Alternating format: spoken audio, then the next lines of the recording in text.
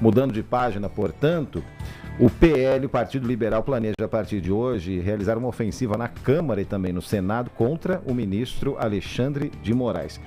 Bom, qual que é a história para a gente retomar o assunto aqui? O partido pretende cobrar do Congresso uma reação à decisão de Alexandre de Moraes de suspender a aplicação da lei da dosimetria para condenados pelos atos golpistas de 8 de janeiro. Porque, no fim das contas, você sabe que essa aprovação foi em nome desse pessoal aí, né? Nós vamos conversar a partir de agora na TMC com o deputado federal Chico Alencar, do PSOL do Rio de Janeiro.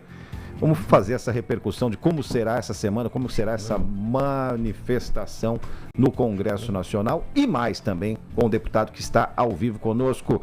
Deputado, prazer falar com o senhor, muito bom dia. Bom dia a todos vocês da TMC, é um prazer falar com vocês. Estamos deputado, aí. Vamos começar na origem da questão que movimentou muito as redes sociais, muitos comentários nesse fim de semana. Eu pergunto, na visão do senhor, essa decisão do ministro Alexandre de Moraes foi tecnicamente correta, sim ou não, e por quê?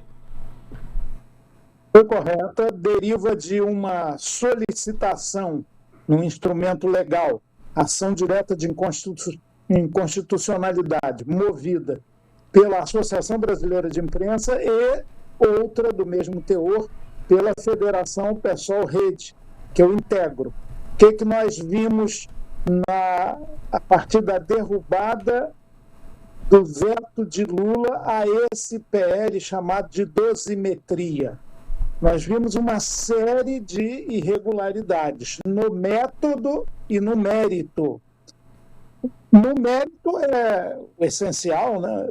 Nós estamos questionando o fato de se fazer uma revisão de penas já aplicadas a partir do devido processo legal, muito recentemente, contra o crime gravíssimo, gravíssimo, reitero, que só não percebe quem não tem apreço pela democracia, e há muitos no Brasil com esse desapreço, que é atentar contra o Estado democrático de direito, que foi sobejamente provado ao longo de um julgamento com amplíssimo direito de defesa e que culminou em penas, em especial para a cúpula golpista, a começar pelo ex-presidente Jair Bolsonaro, que foram duras, sim, mas tem que ser duras, porque a democracia é uma conquista muito cara a todos nós, é algo importantíssimo, por mais que um senso comum não valorize e confunda, até, não, eu não quero eleição,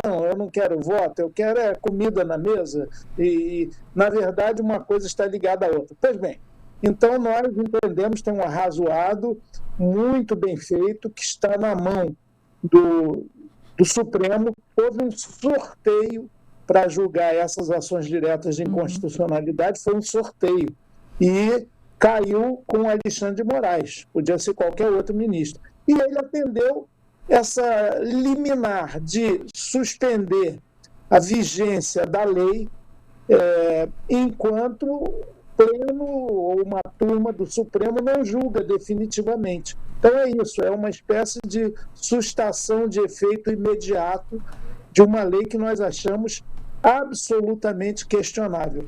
E o método, ao columbre, ao submeter o veto à apreciação das duas casas, ele tratou de fatiar um veto que era total. É um veto global do presidente Lula, e ele fez mudanças, inclusive lá no Senado, aliás, o Senado fez mudanças, o que determinaria que a matéria voltasse para a Câmara, que é assim que o regimento reza.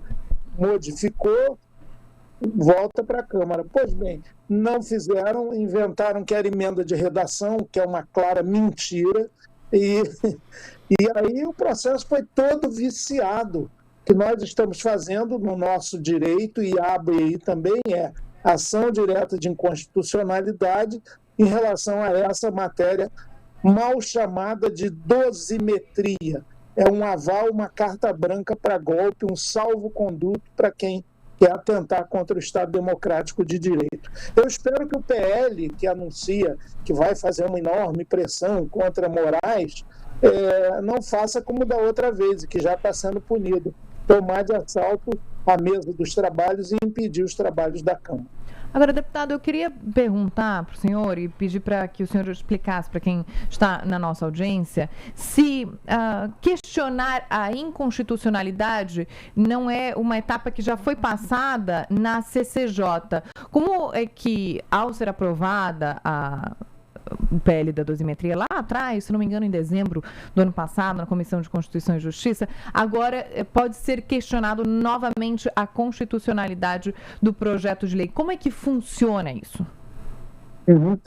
Joana, olha, é claro que toda matéria, ainda mais desse porte, passa pela Constituição, pela Comissão de Constituição, Justiça e Cidadania da Câmara, do Senado. Tem esse exame de constitucionalidade. Entretanto, existe no ordenamento jurídico brasileiro a possibilidade recursal.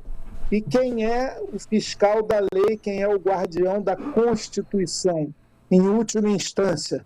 Às vezes, como dizia o saudoso Evandro Lins e Silva, a última instância do erro também. Mas é o Supremo Tribunal Federal.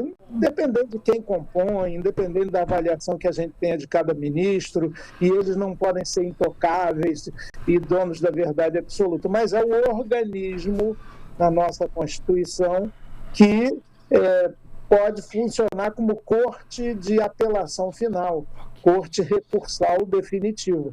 Então foi isso que fizemos. Nós consideramos errado assumir como constitucional um projeto cheio de vícios, cheio de problemas. Está tudo muito explicadinho e, olha, nós consultamos juristas muito gabaritados, muito classificados na nossa ação direta de inconstitucionalidade. Deputado Jamil Chad aqui falando, muito prazer em falar com o senhor. Pois, amigo. Deputado, bom dia. Rapidamente, se o senhor pudesse explicar o seguinte, claro, com essa decisão de vocês, mas também com tudo que nós vimos nas últimas semanas, é tudo muito, eu diria, complexo, delicado ao mesmo tempo, é decisivo em muitos aspectos para a democracia brasileira, é uma história realmente muito importante. Mas eu queria que o senhor, rapidamente, tentasse fazer o seguinte, desse um passo atrás e tentasse explicar o seguinte, o que está em jogo com essa história toda?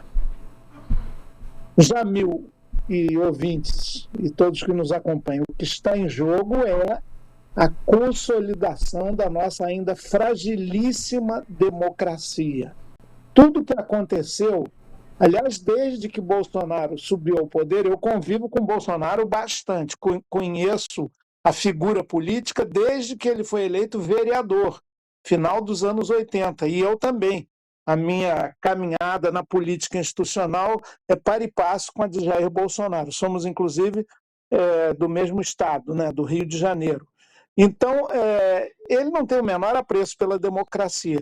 Naquela aceitação do processo de impeachment contra Dilma, 2016, se não me engano, ele foi à tribuna e nós erramos em não reagir fortemente para louvar a tortura na figura abominável de Brilhante Ustra, o terror de Dilma Rousseff, disse esse cidadão. Bom, o tempo passou, ele virou presidente e sempre afirmando a sua postura antidemocrática visceral, o meu exército, o negacionismo científico e por aí vai. Bom, a partir do momento em que eles chegaram ao poder, e ele me disse uma vez, quando a gente estava num avião junto para Brasília, que se ganhasse era uma surpresa danada, porque ele não esperava isso, nem tinha qualificação para isso, não ficava lendo livro, que nem nós, aquele estilão dele, né? Que dá popularidade, aliás. Pois bem,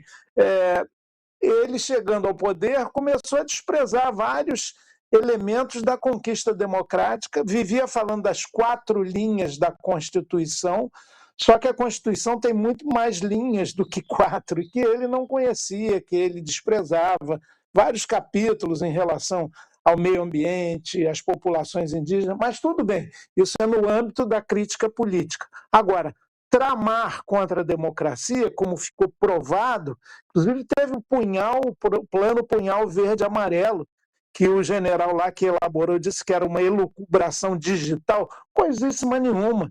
Era um golpismo articulado, planejado, tentado, e que só não se consumou porque os chefes do Exército e da Aeronáutica não toparam.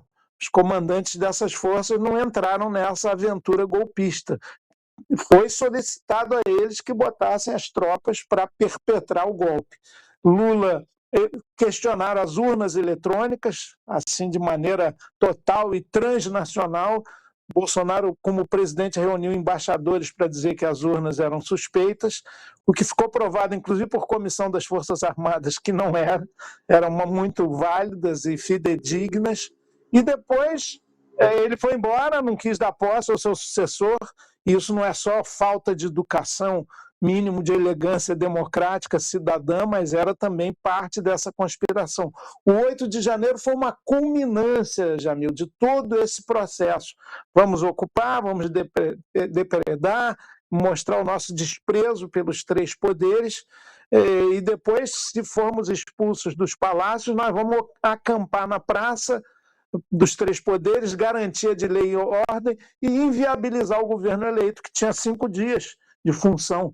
Portanto, isso é gravíssimo.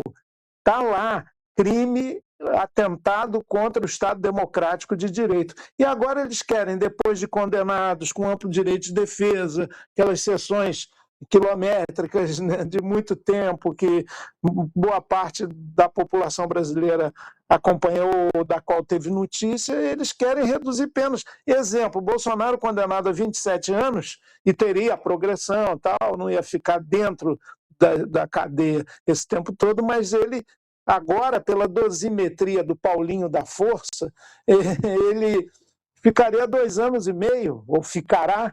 Então, o que está acontecendo agora é algo normal e democrático, embora muitos não aceitem. Recurso ao Supremo, sustação da vigência da lei, até que o Supremo, a turma do Supremo, julgue a nossa argumentação de inconstitucionalidade. O que está em jogo é, mais uma vez, a democracia brasileira, limitada, frágil, inconclusa. Mas se a gente dá aval a esse tipo de postura golpista, aí é que ela vai para as cucuias mesmo. Acabamos de ouvir o deputado federal Chico Alencar, do PSOL do Rio de Janeiro. Obrigada, deputado, pelas considerações. Eu que agradeço, parabéns pelo bom jornalismo. Até. E como nós sempre temos aqui o compromisso firmado com ponto e contraponto, ainda vamos tentar entrar em contato com um parlamentar que já estava marcado para entrar na nossa programação e trazer o contraponto, então, a oposição aqui sobre este assunto.